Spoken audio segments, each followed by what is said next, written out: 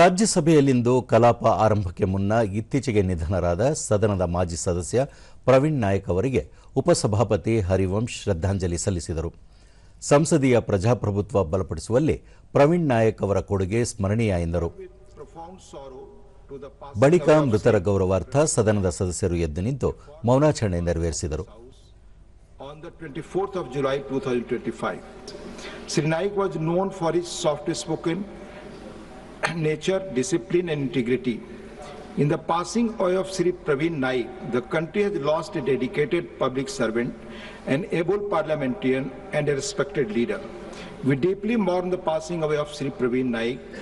I request members to rise in their places and observe silence as a mark of respect to the memory of the departed.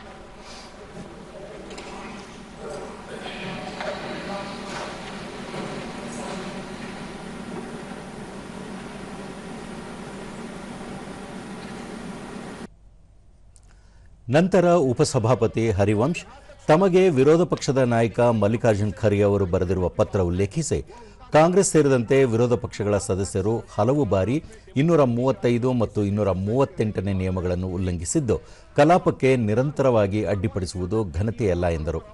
ಸದನದ ಬಾವಿಗೆ ಒಂದು ಪವಿತ್ರ ಸ್ಥಾನವಿದ್ದು ಇದನ್ನು ದುರುಪಯೋಗಪಡಿಸಿಕೊಳ್ಳುವುದು ಹಾಗೂ ಕಲಾಪದ ಅಮೂಲ್ಯ ಅವಧಿಗೆ ಅಡ್ಡಿ ಉಂಟು ಮಾಡುವುದನ್ನು ಪ್ರಜಾಸತ್ತಾತ್ಮಕ ಹಕ್ಕು ಎನ್ನಲಾಗದು.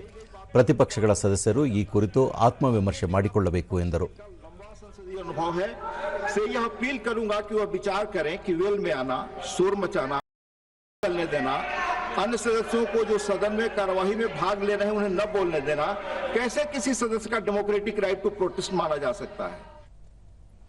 ಪ್ರತಿಪಕ್ಷ ನಾಯಕ ಮಲ್ಲಿಕಾರ್ಜುನ್ ಖರ್ಗೆ ಈ ಹಿಂದೆ ಬಿಜೆಪಿ ಹಿರಿಯ ನಾಯಕರೇ ಸದನಕ್ಕೆ ಅಡ್ಡಿ ಉಂಟು ಮಾಡುವುದು ಪ್ರಜಾಪ್ರಭುತ್ವ ಬಲಪಡಿಸುವ ಕ್ರಮ ಎಂದಿರುವ ದಾಖಲೆ ಇದೆ.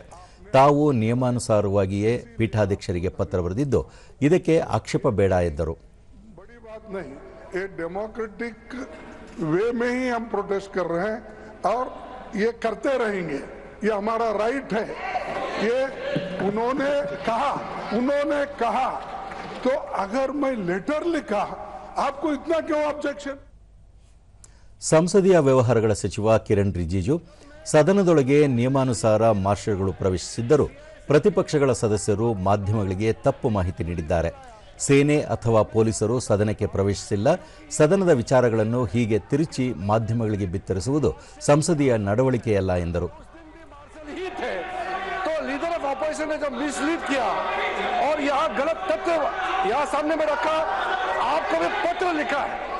तो इतना सीनियर लीडर और सदन में लीडर ऑफ ऑपोजिशन जब गलत पत्र लिखते हैं चेयर को और गलत तथ्य रखता है तो उसके लिए क्या कार्रवाई होना चाहिए.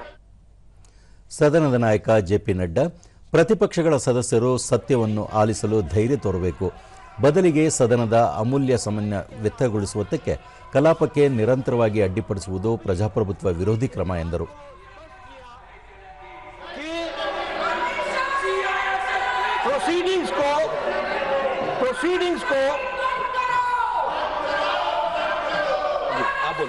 प्रोसीडिंग्स को डिस्टर्ब करना यह अनडेमोक्रेटिक है और ये रूल्स के खिलाफ है. ಉಪಸಭಾಪತಿ ಹರಿವಂಶ್ ಅವರು ಸುಗಮ ಕಲಾಪಕ್ಕೆ ಅವಕಾಶ ನೀಡುವಂತೆ ಹಲವು ಬಾರಿ ಮನವಿ ಮಾಡಿದರು.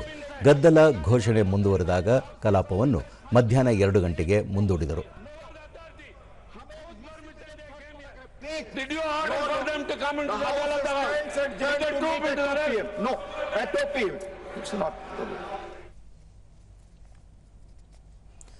ರಾಷ್ಟ್ರೀಯ ಪ್ರಜಾಸತ್ತಾತ್ಮಕ ಮೈತ್ರಿಕೂಟ ಎನ್ಡಿಎ ಸಂಸದೀಯ ಪಕ್ಷದ ಮಹತ್ವದ ಸಭೆ ದೆಹಲಿಯಲ್ಲಿಂದು ನಡೆಯಿತು.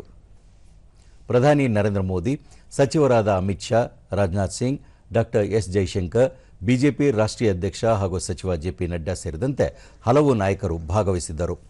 ಅಲ್ಲದೆ ಲೋಕಸಭೆ ಮತ್ತು ರಾಜ್ಯಸಭೆಯ ಎಲ್ಲ ಎನ್ಡಿಎ ಸದಸ್ಯರು ಕೂಡ ಸಭೆಯಲ್ಲಿ ಪಾಲ್ಗೊಂಡಿದ್ದರು. ಇದೇ ಸಂದರ್ಭದಲ್ಲಿ ಆಪರೇಷನ್ ಸಿಂಧೂರ್ ಕಾರ್ಯಾಚರಣೆ ವಿಜಯದ ಹಿನ್ನೆಲೆಯಲ್ಲಿ ಪ್ರಧಾನಿ ನರೇಂದ್ರ ಮೋದಿ ಅವರನ್ನು ಸಭೆ ಅಭಿನಂದಿಸಿತು.